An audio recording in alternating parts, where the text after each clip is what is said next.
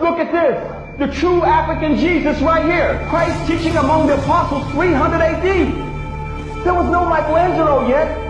There was no Pope Julius II in 1505 AD yet. There was no Bartholomew de las Casas yet. This is what he looked like then. Wall painting in Rome. The young, beardless Christ, it says. They say if you want to keep something from black folks, just stick it in a book. There you go. Huh? That's right. Let's go after this now, brothers and sisters. This is the oldest picture of Jesus yet. Who was he? He was part of an African secret society called the Essenes. The Essenes, also part of an ancient Gnostic system. These were the first early Christians that came up out of the Nile Valley.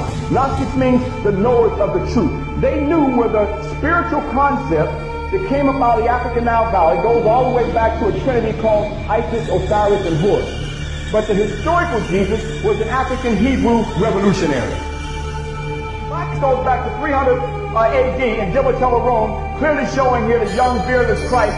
Right here, this is the picture. At 300 AD was during the time of the Diocletian persecution when they were murdering North African Christians. These are the pictures that they left us at that time. In fact, the older the book, the more truth you can find in it. For instance, this book is The Trials of Jesus. Christ condemned to death by the Jews as a political offender. It says embarrassing fact that Jesus was actually executed as a political offender. Wasn't Malcolm X executed as a political offender? Martin Luther King and many others? Let's go on, brothers and sisters, but it says in Acts with this historical man that even though we can get glimpses once we go in the book instead of by the book, we say I go by the Bible. Well, let's go in the Bible and we can see that in Acts chapter 10, verse 38 and 39, how God anointed Jesus of Nazareth with the Holy Ghost and with the power, who went about doing good and healing all that were oppressed of the devil, for God was with him. Well, it says they call him the devil in the Bible, so is it okay to say devil? And we are a witness of all things which he did both in the land of the Jews and Jerusalem, who they slew and hanged on a tree. Well, what happened to put on the cross? Well, here I got one of the oldest pictures, still in Rome, with him hanged on a tree. Now this is what they have, but I also notice as he's hanging on the tree, it's identical to our brothers who equally were hung on the tree. We are the crucifixion.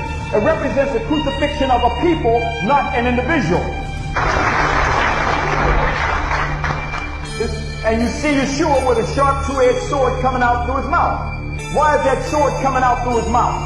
Because as it says in Revelation, the truth, to speak the truth to your enemy, your tongue should be like a sharp two-edged sword. That means if you're saying something and white folks are not affected by it, you're not saying anything. But if they're affected by it, you know your tongue is a sharp two-edged sword. All right?